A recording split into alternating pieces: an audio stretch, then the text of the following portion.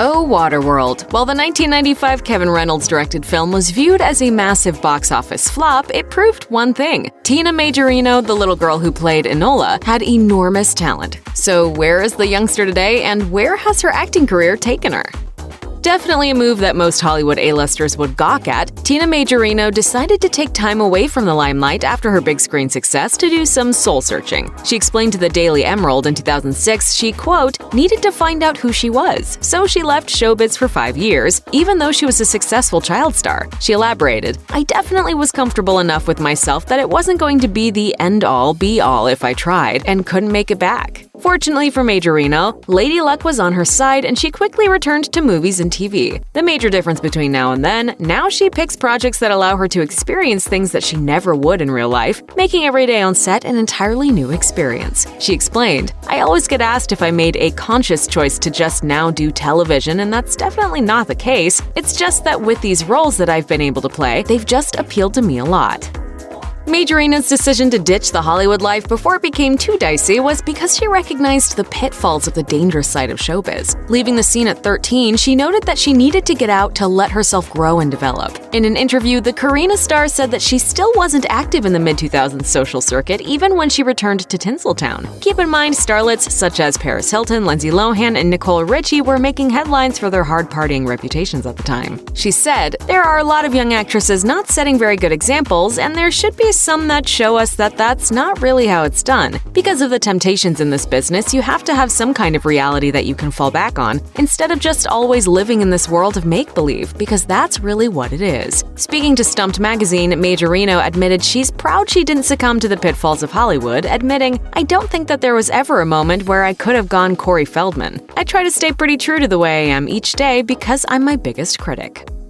Although she acted out the role of adorably awkward Deb in Napoleon Dynamite so naturally, Tina Majorino actually took on the part in the comedy cult classic because she viewed it as a challenge. She told Rolling Stone, it was always a little off-putting when people would say, oh no, you're too serious. The fact that director Jared Hess would even let me come in and read really appealed to me. Even if I didn't get the role, I just wanted to see what it was like to audition for a comedy as I'd never done it before. In an interview with MovieWeb, Majorino explained that she never had the opportunity to do comedies when she was younger. Instead, she claimed she was constantly cast in very dark and serious dramatic roles, which unfortunately led to her being typecast.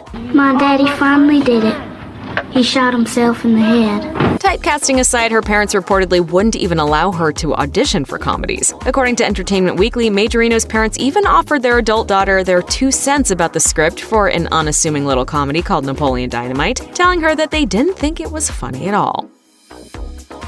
Turns out dear old mom and dad were basically as wrong as they could have possibly been. Napoleon Dynamite was a smash hit, and Majorino was along for the ride. The movie holds a very special place in her heart, too. She gushed to bellow. I read Napoleon Dynamite and instantly I was like, I don't even care if I get it, I have to audition for this movie. I think I was 17, and I was like, this is hilarious. That film was a huge lesson for me in following my gut. It was pure magic and 100% reignited my love of filmmaking.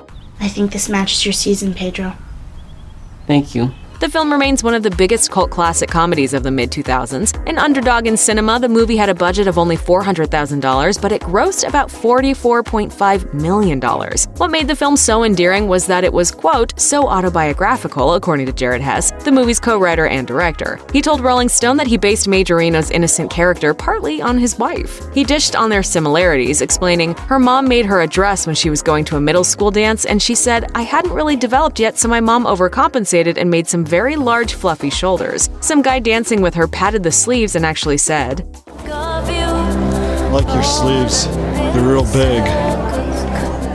Not many people remember the animated series Napoleon Dynamite, but it existed for a brief period of time. Director Jared Hess even managed to get the entire original cast back for the short-lived series. Alas, audiences didn't receive it as well as the movie. According to the New York Times, the deadpan humor was gone in the animated rendition, replaced by the slapstick style of jokes familiar in shows like The Simpsons and Family Guy. Although the show only lasted 6 episodes, Majorino still thought it was, quote, perfect. In an interview with Hit Fix, she explained that she was hesitant to do a sequel to the film because fans were nervous they were going to ruin the first one. As for the cartoon, she thought it allowed the cast an opportunity to be silly using a different format that wouldn't detract from the film. She explained, we can be outlandish if we want to and it doesn't matter. It's not going to tarnish the first thing that we did.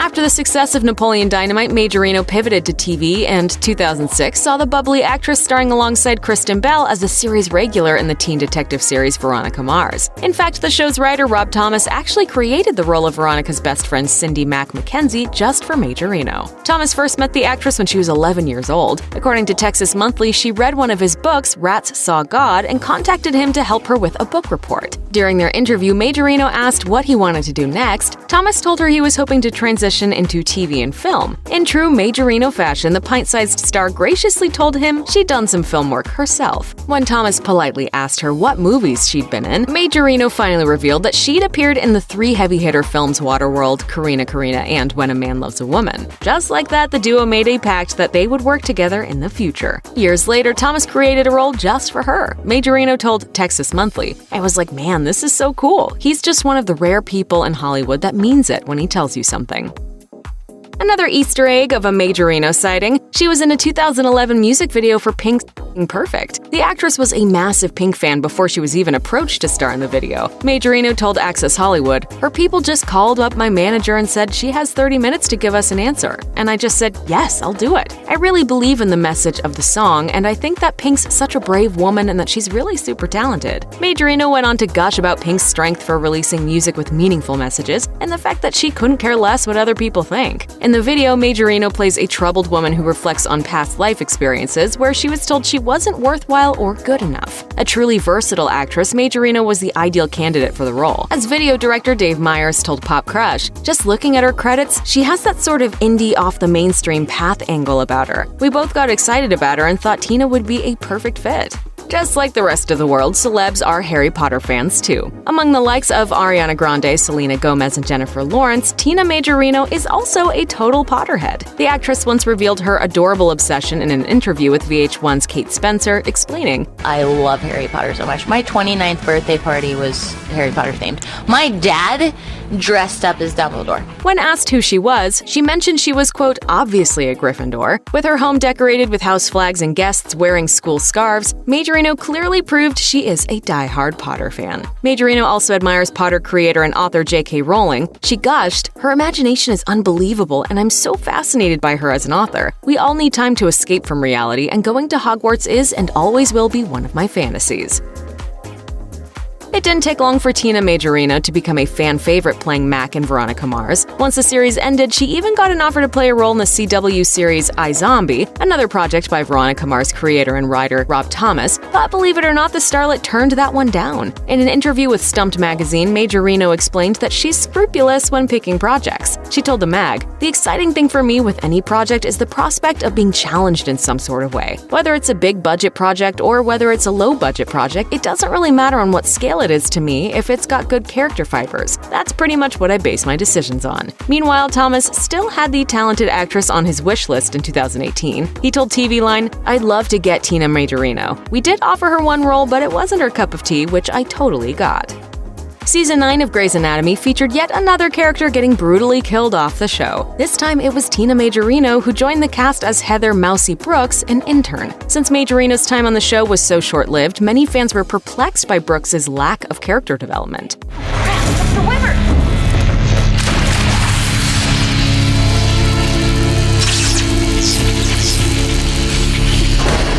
Though Dr. Brooks's death was quite the shocker, it didn't slow Majorino down a bit, and she hopped right onto her next project, Legends. In an interview with TNT, she gushed about her character Maggie Harris. It's kind of an exciting thing to me because really anybody on the show could turn into anyone. You could start out playing one person and end up playing something very different. After taking on multiple roles as highly intelligent characters, 2017 saw Majorino in yet another brainy part, this time as Florence, a chemist on the final season of the CBS show Scorpion. The series followed Walter O'Brien, a genius computer hacker who, along with his team, helps police combat global threats and save lives. Per TV Line, Florence moves next door to the team, initially not getting along well with the rest of the team members. When she finally does, this causes even more controversy. Although the series had previously been met with positive reviews, CBS canceled it in 2018, meaning Majorino's run didn't last long. Although it was a brief stint, the actress who once played Enola from Waterworld still managed to form a tight bond with the cast, regularly posting photos with people involved on the show to her Instagram and sharing quirky behind-the-scenes peeks like, well, this one. Tina rocking it. Tina working it. Oh yeah. Check out one of our newest videos right here. Plus, even more Nicki Swift videos about your favorite stuff are coming soon. Subscribe to our YouTube channel and hit the bell so you don't miss a single one.